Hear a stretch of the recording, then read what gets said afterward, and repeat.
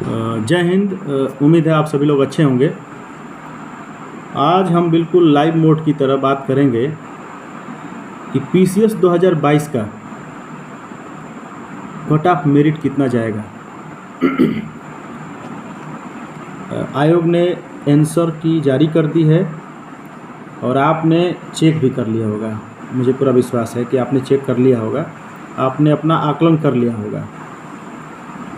अब यहाँ सभी लोगों के मन में होगा कि पीसीएस 2022 का कट ऑफ कितना जाएगा। तो पीसीएस 2022 का कट ऑफ अगर जनरल की बात करते हैं तो जनरल 80, 82, 85 के बीच में अगर आपके क्वेश्चन सही हैं तो आपको मेंस की तैयारी शुरू कर देना चाहिए।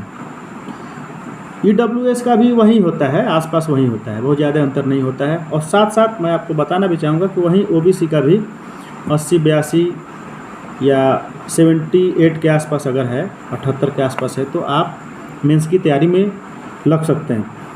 अगर एससी कैंडिडेट की बात किया जाए तो 70 या 72 या 73 है तो आपको मेंस की तैयारी करनी चाहिए। और एसटी की अगर बात करते हैं तो एससी 60, 62 से ज़्यादा ऊपर नहीं जाता है। बिल्कुल गर्ल्स का भी लगभग उतना ही आता है। अब सवाल ये है कि अगर आपके पेपर इस कट ऑफ से जो कट ऑफ मैंने बताया उसके अनुरूप आपके पेपर नहीं हुए हैं तो आपको क्या करना चाहिए। आपके पेपर सेटिस्फैक्ट्री नहीं हुए हैं, संतोषजनक नहीं हुए तो आपको क्या करना चाहिए। तो फिर से या तो ये आपके पास विकल्प ये है कि आपको फिर जो अगले साल जो परीक्षा होगी उसकी तैयारी करना चाहिए, आपको प्री की तैयारी करनी चाहिए। तो प्री की तैयारी कभी साल भर नहीं होती है। प्री की तैयारी 3 महीने 4 महीने की तैयारी होती है या 5 महीने की तैयारी होती है। साल भर कोई भी नहीं तैयारी करता है प्री को लेकर के। तैयारी एक्चुअली आपको मेंस की तैयारी करना चाहिए। मेंस की तैयारी जब आप करते हैं तो प्री की तैयारी मैक्सिमम हो जाती है।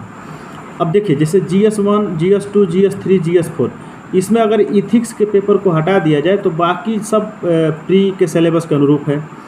अगर जीएस में हिस्ट्री के अतिरिक्त बस वर्ल्ड हिस्ट्री अतिरिक्त जोड़ देता है, मेंस में वर्ल्ड हिस्ट्री हो जाता है, प्री में वर्ल्ड हिस्ट्री नहीं है, तो एक तरह से जो प्री का सिलेबस वो मेंस के सिलेबस के अनुरूप है या मेंस का सिलेबस है वो प्री के अनुरूप है। तो आपको अभी मेंस की तैयारी करना चाहिए। 2-3 दिन घूम लो, 2-3 दिन आपका जैसा पेपर हुआ आप घूम फिर लीजिए और उसके बाद फिर नए सिरे से तैयारी करिए। पेपर कम से कम पेपर अच्छे से पढ़िए, मेहनत से पढ़िए पेपर। 1-1.5 घंटे पेपर पढ़ने में समय लीजिए और उसको कोरिलेट करके, सब्जेक्ट से कोरिलेट करके आप उसको नोट्स बनाइए, संक्षिप्त नोट्स बनाइए। और थोड़ा ये ज़रूर है कि देखिए यूपीपीएससी जो है या यूपीएससी जो परीक्षाएं हैं वो सिर्फ आपके ज्ञान का एक परीक्षण नहीं लेती हैं, वो आपके धैर्य, साहस और उत्साह का भी एक तरह से परीक्षा लेती है। तो इसमें 2 चीज़ है, एक तो आपको धैर्य बनाने रहना है। अगर आपने तैयारी शुरू कर दिया तो मेरे हिसाब से आपको पीछे नहीं हटना चाहिए, क्योंकि आपने साल भर 1.5 साल जो भी तैयारी किया है अगर जब आप छोड़ देते हैं तो फिर मिट्टी में मिल जाता है। तो ये सब काम नहीं करना चाहिए। मान लीजिए आप नदी में 1/4 चल चुके हैं, आधा चल चुके हैं, तो आपको पीछे मुड़ने से बढ़िया आगे बढ़ने की कोशिश करना चाहिए। अगली बात ये है कि अपने ऊपर भरोसा बनाए रखिए। यूपीपीएससी की तैयारी करने से साथ साथ आपको एक फ़ायदा भी होगा कि आपके जनरल अवेयरनेस, जनरल स्टडी अच्छी तरह से तैयार होंगे, वो आपको कहीं ना कहीं किसी न किसी रूप में आपको काम आएंगे। तो आपको एक तरह से कर्मणि अधिकारस्ते माँ फलेषु कदाचन की भावना, यानी कि हमको कर्म करना है, फल के बारे में बहुत नहीं सोचना है, ये भावना लेकर के तैयारी करना चाहिए। और जिस तरह से जीएस का सिलेबस है मेरे हिसाब से उसमें बहुत आपको आनंद भी आएगा और आपके जीवन में वो काम भी आएगा।